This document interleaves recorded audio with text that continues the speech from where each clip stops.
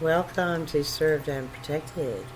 This is Crystal. I'm sure that I just misnamed my own show.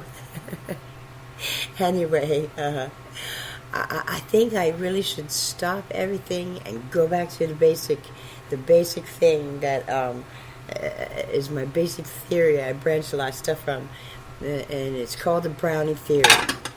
Now, as a child, brownies were out of reach mostly. I guess, poor welfare family. We didn't have great food. I mean, we had great food. Sorry, Mom. Not that you're listening. we had we had good food. My mom was a great cook, and she did very well with those food stamps and whatnot. But luxuries were tantalizing and far away. So we'll say going to those little functions where, church functions, whatever, when there's a bunch of desserts at the table, that's the first place I went beeline to. I'm eating all those brownies I can get my hands on, cookies along with a bunch of coffee if I can get away with it. Then I'm getting busted and I see my mom peeking at me, I'm in trouble. But I still get away with it maybe if I could. But then, anyway, when we leave, I'm full of my yummy brownies, and then waking up in the middle of the night with the heartburn, I don't know any brownie person I can identify with. And when I got older and married, and the grocery shopping duties fell to me, I decided that I was going to make sure that there was motherfucking brownies in that house all the time. So on the top of the list, we had 2 boxes of Betty Crocker's triple chunk, whatever, the best. They're probably the best brownies ever. Hey, there's your advertisement. But I made sure that if I wanted brownies, I could have it in my resources to just pull that shit out of my kitchen and make them. And when I did that, and I had those all the time, I found that there was no longer the feeling of, I have to do so many of these. I could make a pan of brownies, and the hubby and the kid, they're eating, too. And I mean, it started to get to the point where then they dry out and we'd have to throw them away. So my theory is the brownie theory, and the reason behind the brownie theory is that where there is a need or a Jones, we're going to call it, because that's my favorite word for it. Jones. When you're jonesing for a cigarette, when you're jonesing to smoke some weed, when you're jonesing for anything, And, hey, here's my theory when it comes to drugs. People, you get that $20 and you got to make that weed last as long as you possibly can. You hit up that drug dealer. Now, this was the way it was. And you get a sad sack. You know that, that ain't going to get you high. And you don't smoke blunts and do all this crazy smoking people do. So, anyway, so you get disappointed, then there's a lack, then there's a fiend. And that was your last $20 for the month, right? Or the week, or the day, or whatever, because people just, there's levels of things go to different proportions. People are personal. Everything. People got mad at me because they were saying to me that, this guy who used to shoot up drugs was still doing them, and they were smoking them. And I said, well, listen to what I'm saying. That's progress. If his ultimate goal is to phase out for the drug altogether, well, I think he's doing it in a less potent way. But this is controversy, I hope. And I've heard commercials, they're medical commercials. I wonder how well that mixes with my pro-drug policy. And I'm not making them, I'm not selling them, I'm not doing anything illegal. I'm just saying, I really do believe, and there's times I see people that if I give advice, here's the advice I give, do it the most effective way for you that is the least cost draining on your pocketbook. But people don't stop there, and I really believe that's the reason. And then so, I don't know. I don't have a drug addiction, and I'm not a drug addict. I am addicted to cigarettes, I'm not alcoholic or contrary to what people like to say to me when I go on a bender, which, hey, thank you very much. I welcome me back because I just came back from one. And here's progress to someone who drinks. All right, last time I went on a bender and had a blackout time, or a hazy time, I guess, I lost this, and this. And this time, I didn't lose this, and this. Progress, people. That's what AA says. Progress, not perfection. And I don't know how people take that, but I don't care. Because I see what people go through.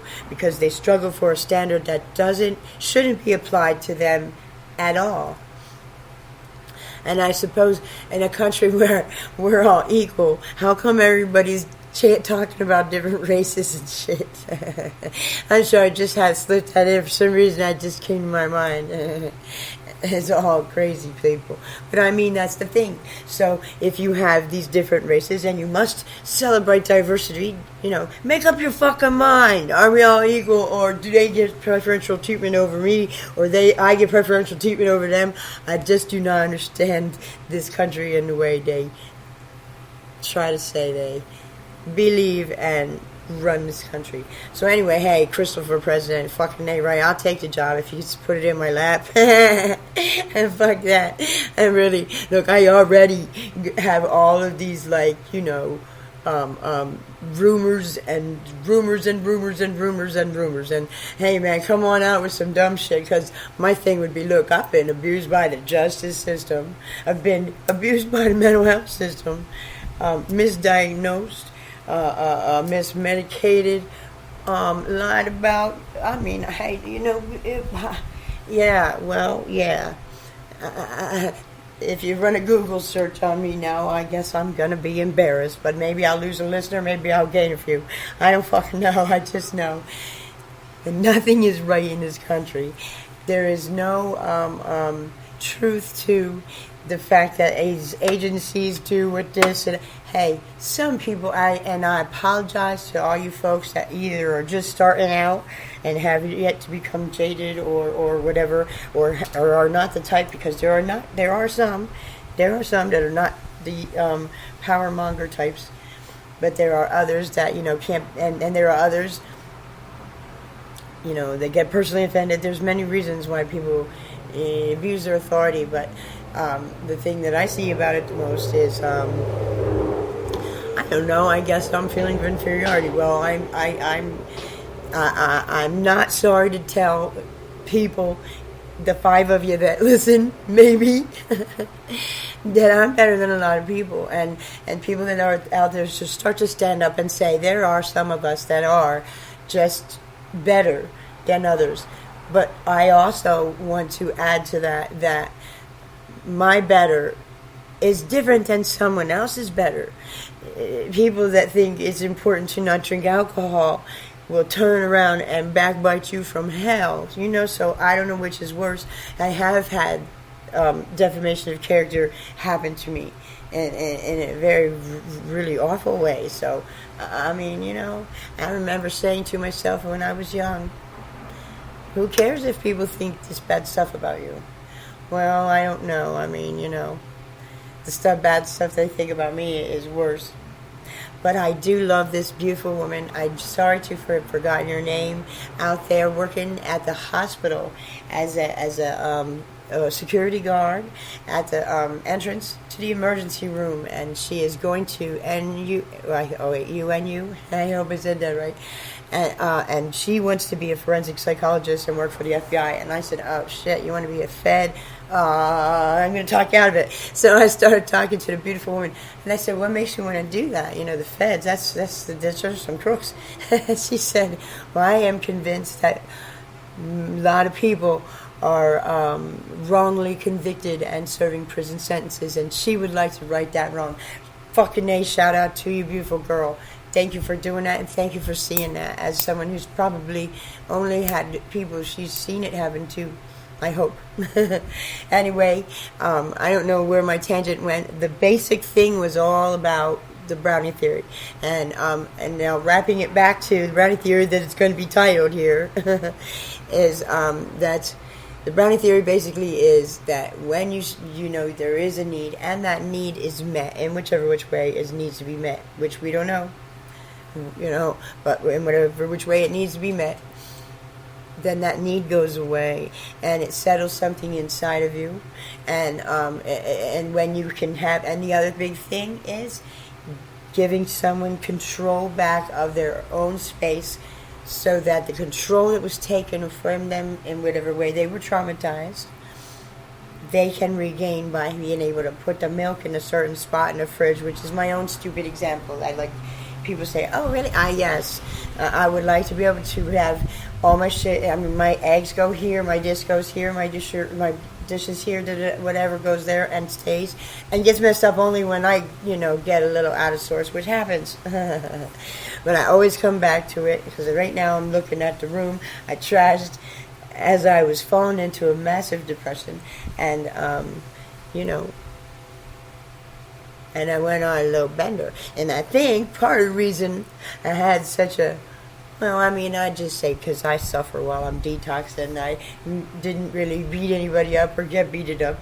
I did embarrass myself a little, but that girl always makes me feel angry, and she does something stupid. But she was off her meds. Hey, let's go there. Because when I saw her when she was back on her meds, she was high. And this is the things of other people's, because you know what?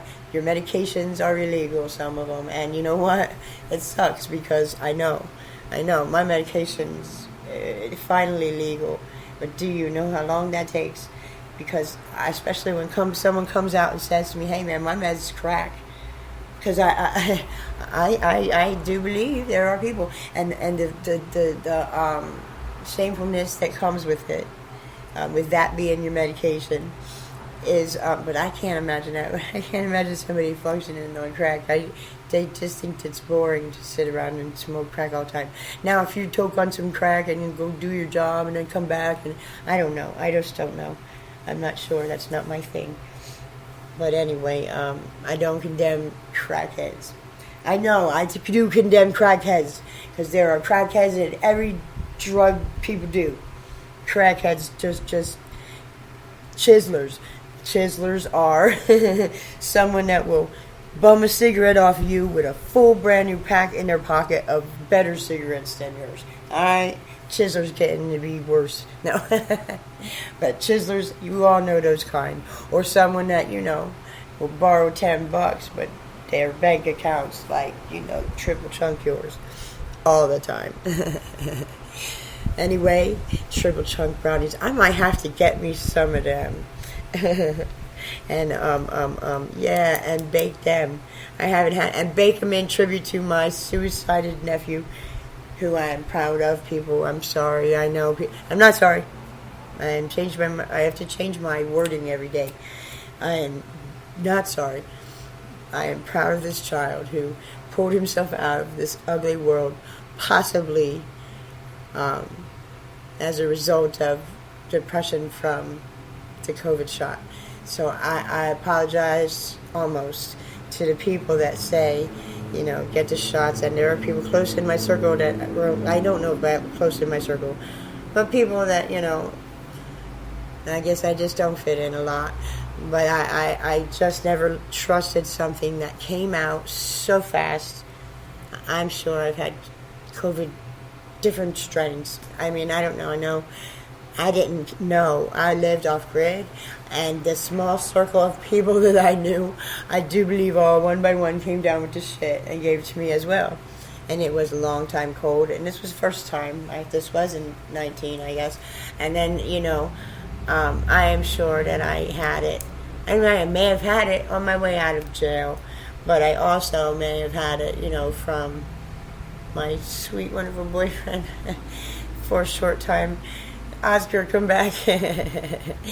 No, my sweet, wonderful boyfriend I had for a while, who went out to go to work and then got the COVID virus vaccination, and then came down with the virus and had to be hospitalized, and for some weeks, I guess. And I'm so sad. I miss you, man.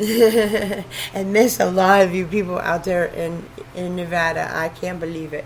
I ran out of there getting like just traumatized. I really wanted to hug my mom. Now if anybody makes me want to hug my mom, you know you were rough on me. But there were the other ones, and I miss you guys so bad. You know who yous all are, I hope. And if you don't, Nelson and Stephanie. I mean Steph. I don't know, a bunch of it. Ricky, my buddy. I miss Zach, and I really miss you know, the land out there, and I miss Reno. I will be back. I don't know when, but I'll be back. And it may be with a lot more resources than I had when I first started there. So I'm saying, I don't know how to title this now. I guess I'll have to listen to it again and remember what I'm saying. But I'm thinking, you know, the things that I think about, I think that pen got me a pretty nice little buzz. So anyway, have a great time with the rest of my day. I'm going to, so you know, that's the stupidest thing I've ever said in my life. But have a wonderful day, the rest of you. And thank you for joining me on, you know, my quest to help people figure shit out.